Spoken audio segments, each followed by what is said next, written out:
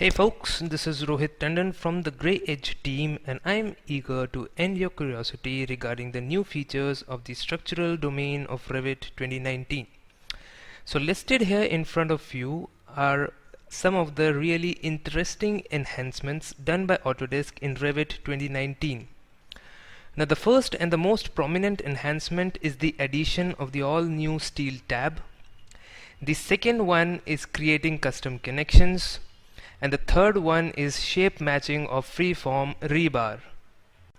So this time around, Autodesk has kept its main focus on the ease of creating steel structures in Revit. So let's just quickly switch on to Revit. Now here is a small steel model. Now again, just for demonstration purposes, the sections selected or created over here have been randomly picked up from the Revit library. Now here in the ribbon we can see that there's a steel tab that has been added since this new version. The first tool that we see in the steel tab is the connection tool.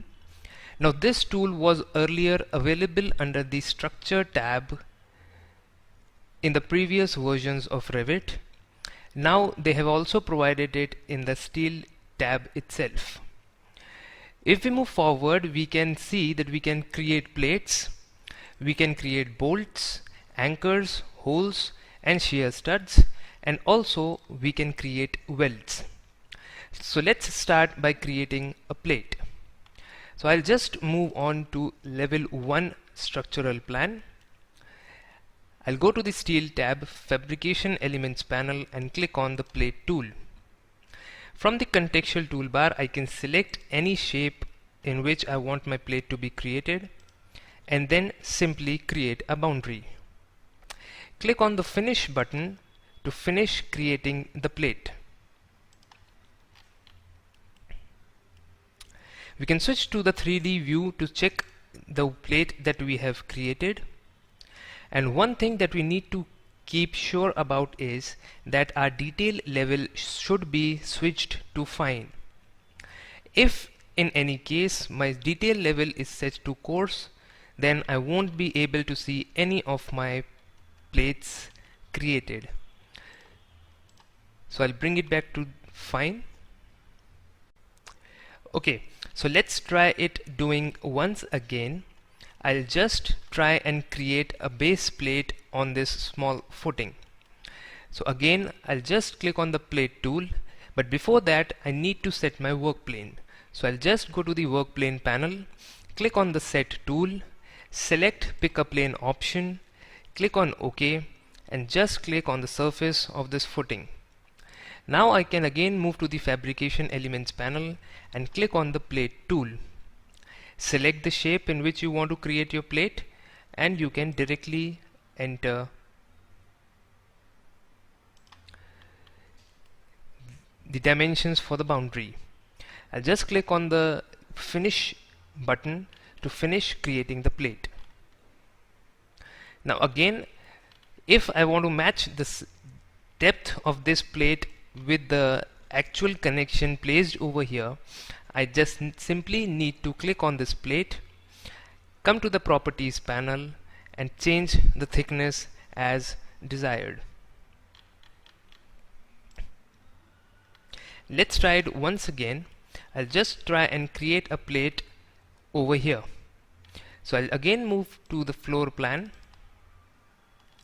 zoom into that particular column, and again I'll just take the plate tool and try and create a plate so that I can further use it for my connection creation.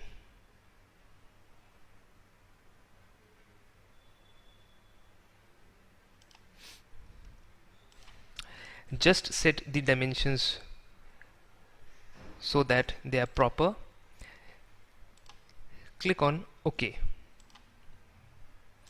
Go to the 3D view to check whether it's done clearly or not.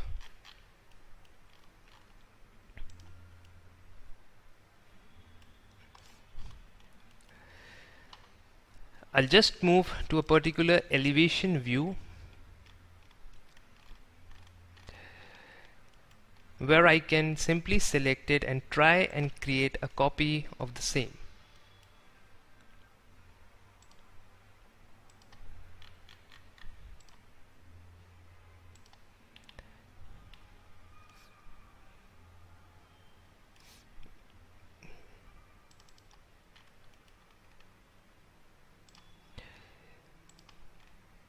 I'll just select this and move this down. Okay, so that looks good. Okay, so after the plate tool comes the bolts tool.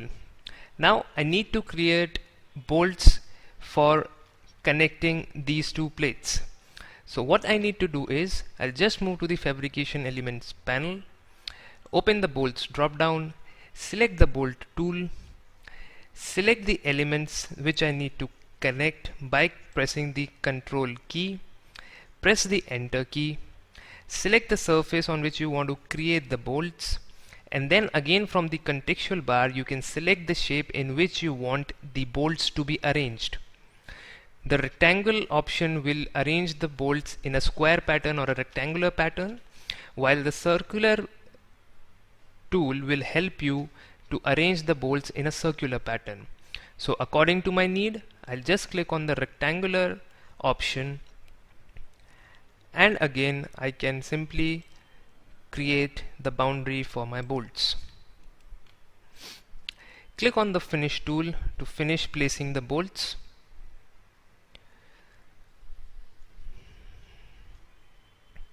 Once the bolts are placed, I can very well move to the properties panel and make the necessary arrangements. So I'll just decrease the intermediate distances between the bolts, and we can see the changes.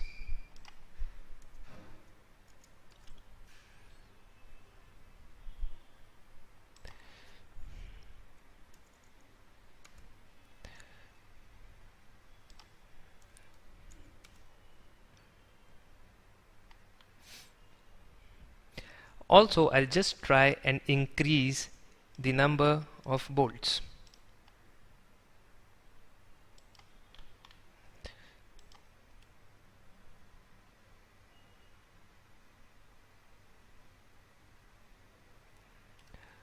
Okay, so far so good. If required, we can also change the type of bolts from this list that is given in the properties panel under the standard options. So these are some of the bolts that can be used. We can switch to any of these options as required. For right now, I'll just keep it to the one that we had just created.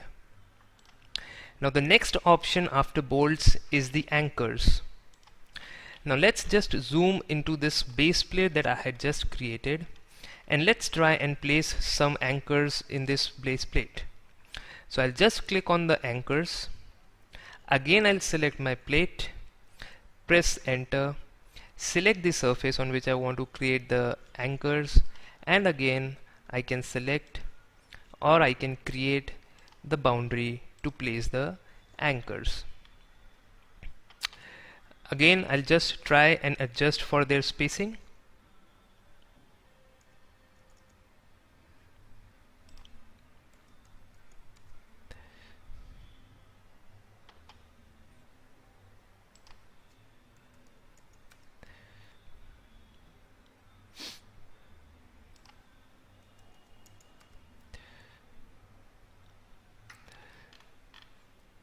And also let's just try and increase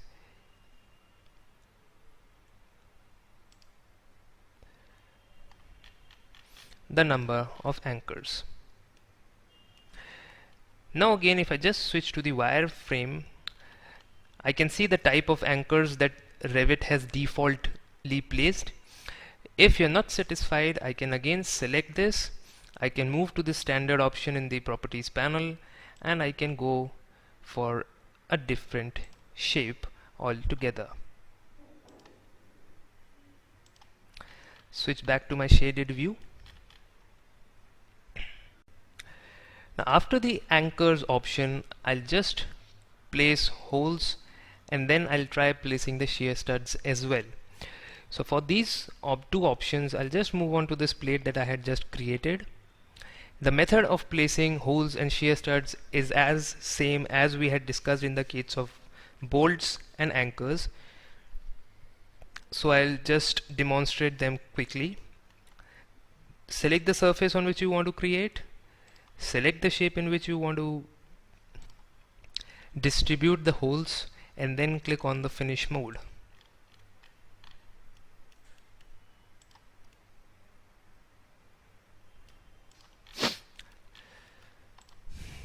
Again, go back to the fabrication elements panel, open the bolts drop down, select the shear studs, select the surface. This time around I'll just move to the circular tool and let's see what Revit does this time.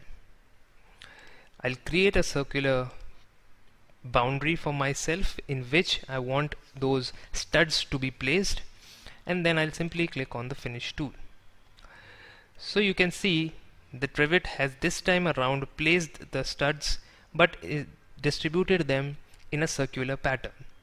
So I'll just come to the properties panel and try and increase the number of studs so that we can get a proper circular pattern.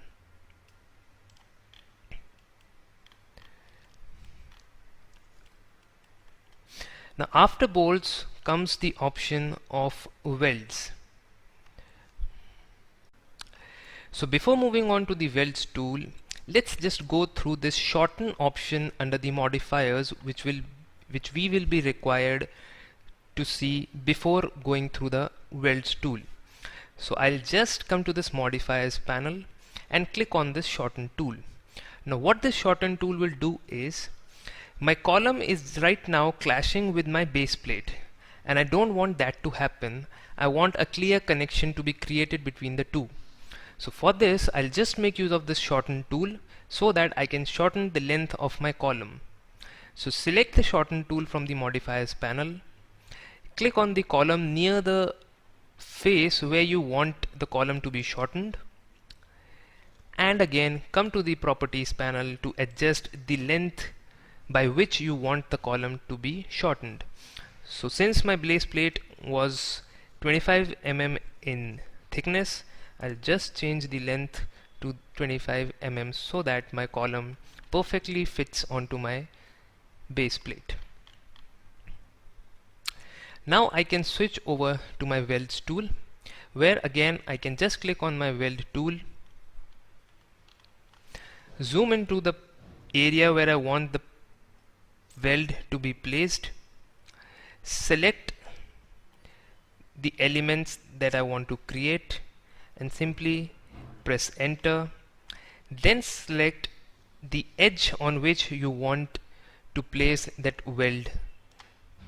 Revit automatically places a weld symbol over there, and again I can jump over to the properties palette to select the type of weld that I require and also fill in the other properties required or related to that particular weld. So that finishes with the fabrication elements. Let's just now move on to the modifiers panel, in which the first option is the corner cut. I have placed two braces over here and have just tried to connect this brace with my column with the help of a gusset plate. If I zoom into this gusset plate, I have a filleted corner of this gusset plate at the top end. I want the similar fillet at the bottom edge as well. So for this I can make use of this corner cut tool. So move to the modifiers panel, click on the corner cut tool and simply click on the plate at the end where you want that fillet to occur. Revit by default creates a small fillet pattern. Now I can move to the properties panel and under the type option I can select whether I want a convex cut or I want a concave cut or I just want to keep it straight, but I just want to increase the length of that particular cut. Okay, quite good. Okay, so let's just now move on to the next tool, that is the Cope Skewed. For this, I'll just come out from this area and zoom into the another portion of my model, which is this. Now I have got this beam which is attached with these two beams, and I now want this beam to be coped at this end so that I can create a clear connection between the two beams. So for this, I'll just make use of this Cope Skewed option. So simply click on the Cope Skewed option and then click on the end of the beam at which you want that cope to be made. Revit places a small cope over here, with which I can come to the properties panel and change the dimensions to get the proper cope that I want. So over here I'll just come down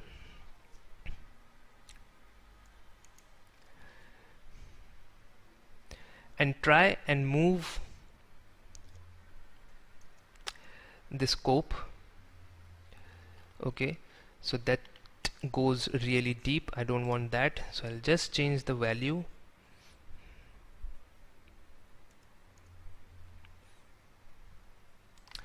Okay, so I'll just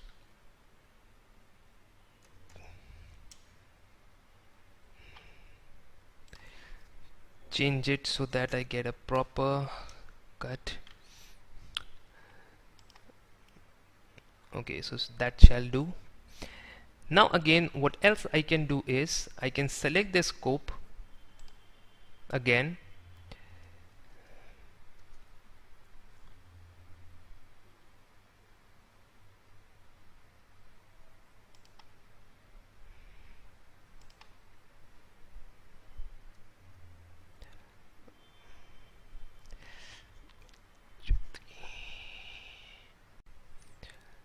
okay, so should not be that tedious. I'll just press the tab key. Okay, that's it.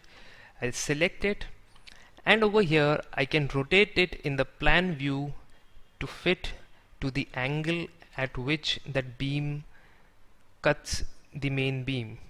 So I'll just type in the angle as 45 and let's see what it does. Okay, quite good. Similarly, I can move to the bottom of the beam and add one more cope as required. Now we can move to the next tool, which is the Shorten tool. So I had demonstrated this tool earlier, so I'll skip it this time around and just move to the other option, that is the Contour Cut. Now Contour Cut can be used to create an opening through my plates. As of now, if I move to the Structure tab, I have these openings panel. If I try and create an opening in my plate so that I can place my staircase or my elevators, I won't be able to do it from the openings panel. So to create an opening inside a plate, I need to go to the Steel tab, come to the Modifiers panel, and I have to make use of the Contour Cut. So here I'll just select my plate and then simply create the boundary for the opening that you require. Click on the Finish tool and Revit creates an opening for you in this particular plate.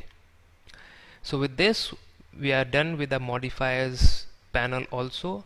Let's now move to the Parametric Cuts panel. Now over here I have the Cope tool. Now Cope tool is able to join a main beam with a secondary beam.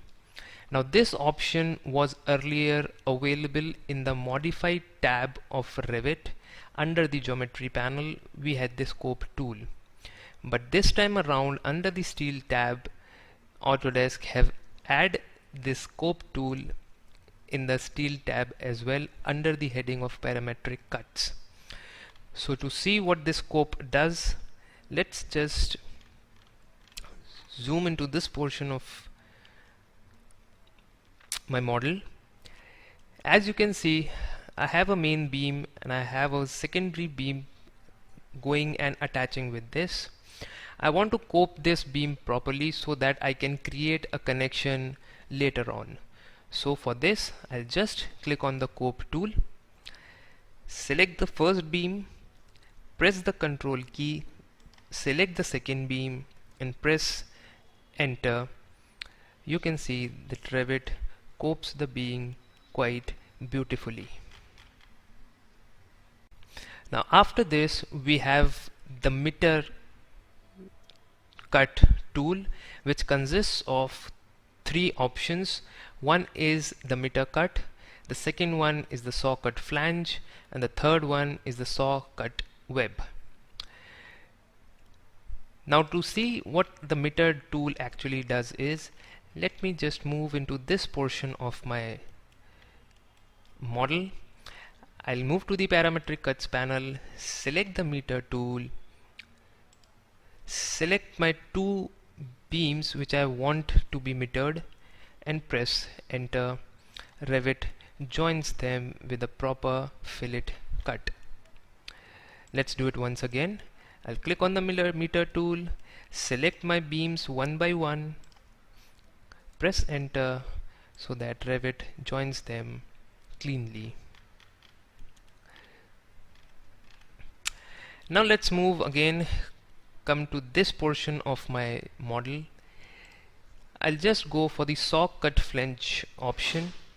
Now what this does is, this will clearly join my main beam and my secondary beams with each other, keeping the flanges connected. So I'll just click on the saw cut flange tool. I can select my beams by pressing the control key, press enter, and you can see that the two beams have been cleanly joined to each other with their flanges joined. Similarly, if I just come back and try and do the same thing with the saw cut web tool, Revit will join these two beams with their webs attached to each other. So I'll just click on the saw cut web, again do the same procedure, select my two beams by pressing the control key and press enter, and this time around you can see that the beam has been attached to the main beam with the webs attached. The next option that we have is the cut through tool. For this, I'll just zoom out of this portion and again come back to this portion of my model. I'll just click onto the cut through tool, select my beams one by one, press the enter key, and this is how the cut is made. Similarly, if I just try and use the cuts by tool, I'll do the same thing, click on cut by, select my beams and click on enter so that I'm able to join and also cut my beam through the cut by tool. So this completes our steel tab. Let's now move on to the second enhancement done, that is creating custom connections. I'll again zoom out from this portion and I'll just move into this portion of my model where I had already modeled two plates and placed bolts in them. Let's now try and create a proper connection of this. So for this, what I'll do is I'll just move to my level 2 plan. I'll try and create two reference planes or just one reference plane.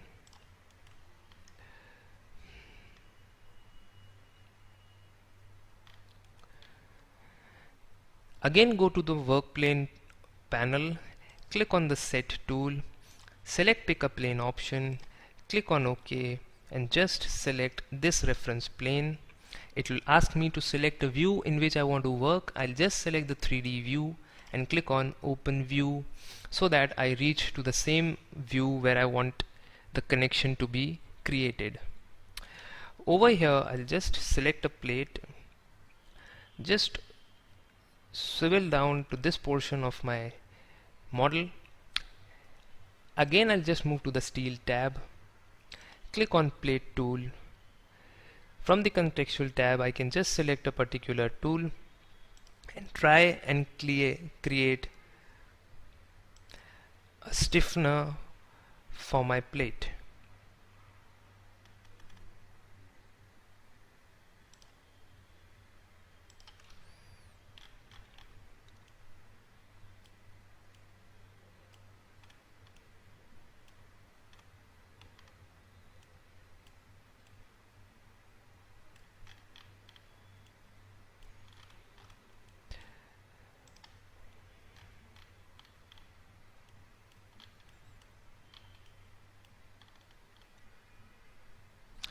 Okay, so looks like I've lost it somewhere. Let's try and do it again.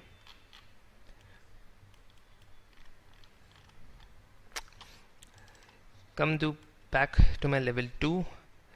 Once again try and select my reference plane, move to the 3D view, take the plate tool,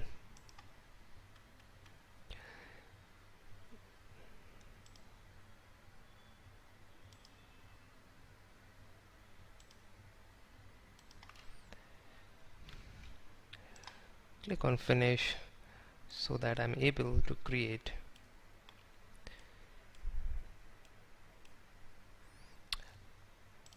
okay.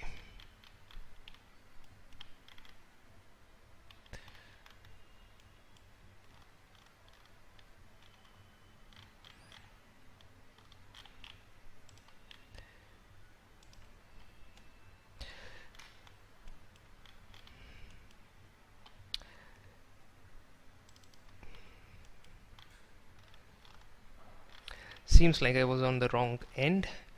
I'll just do away with this. I'll move on this end of my model.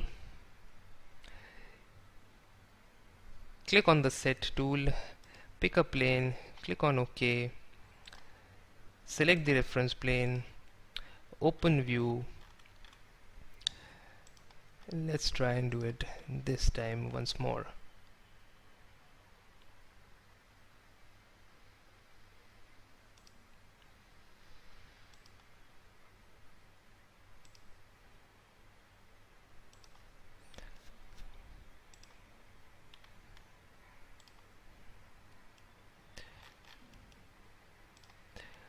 So this time around I'm able to create it at the right place finally.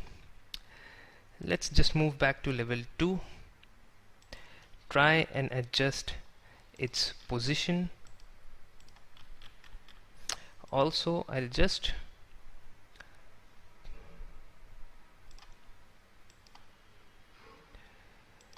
mirror this on the other side.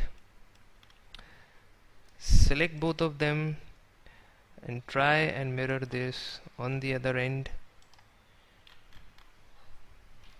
Okay.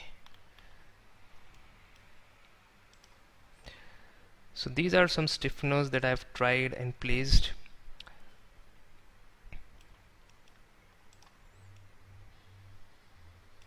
Let's just now try and create a connection out of these. So I'll just select the column, move to the steel tab, click on the connection tool,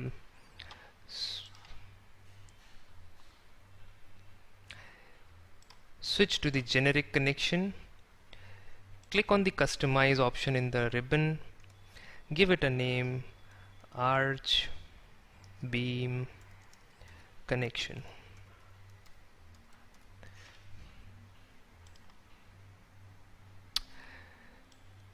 As soon as I enter the edit mode, I can click on the add tool and add the elements which I want to connect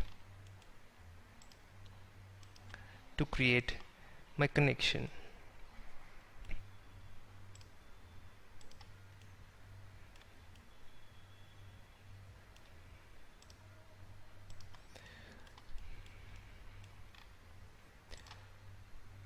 click on finish and see that a custom connection has been created, which we can without any hassle move on to any other beam or column. So I'll just select column, go to the steel tab, click on connection and select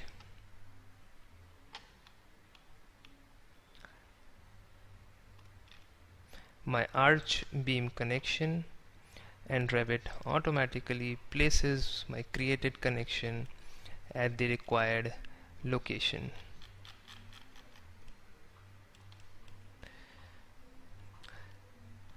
So with this we can create a custom connection anywhere of your own. So let's now move on to our last enhancement, that is shape matching of freeform rebar. So again I'll just switch to Revit, and this is a structural RCC structural model in which we'll just try and place rebars in this slab that is created here and then see what Revit does. So I'll just select my slab, click on the rebar tool, click on OK, select the freeform rebar option, uncheck the select multiple option, select the top surface,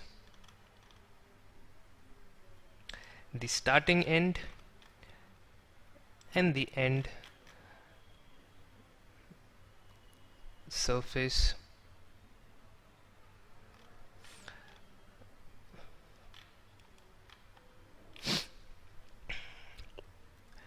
and we can see that Revit has placed a rebar in my slab.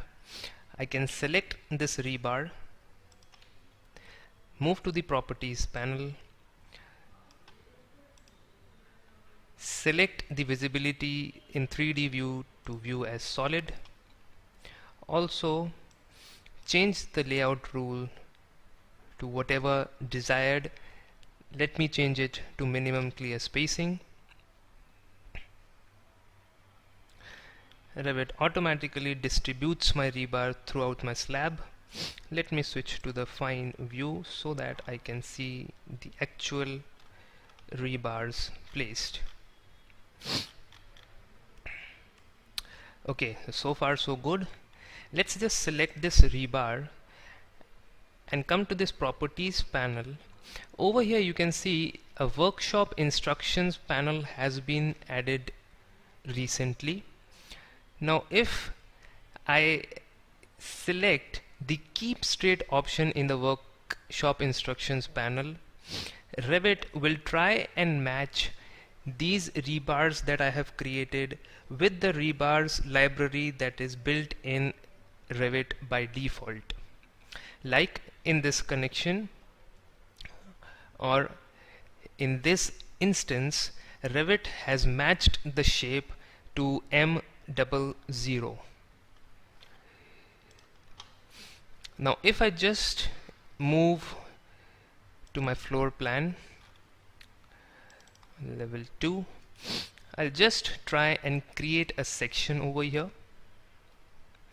Let me open the section, select my slab, click on rebar so that I'm able to access the rebar shape, and in this you can see that M00 is the first straight rebar placed in the rebar shape browser. So the Revit has matched my rebar shape of the freeform rebar with the first straight rebar in the rebar shape browser. Similarly, if I just move back to my 3D view, select my rebars, select the bend option over here. In this case, what Revit does is, if I move back to my section view, select my slab, try and place a rebar again so that I'm able to access the rebar shape browser. if I just scroll down to the browser, in the browser I can see that Revit has created new shapes of each and every rebar that I have placed in that particular slab, and it has also saved this in my rebar shape browser so that I can use these shapes later on in my modeling. So this is a really welcome addition in Revit 2019, in which the freeform rebars automatically are created and they are saved in the rebar shape browser.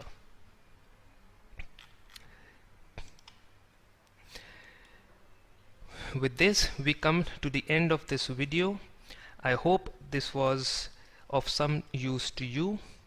For further queries, please try and visit our office in the address mentioned on our website, and please keep modeling beautiful structure and serve the mankind. Until next time, it's Rohit Tandon, out of the box.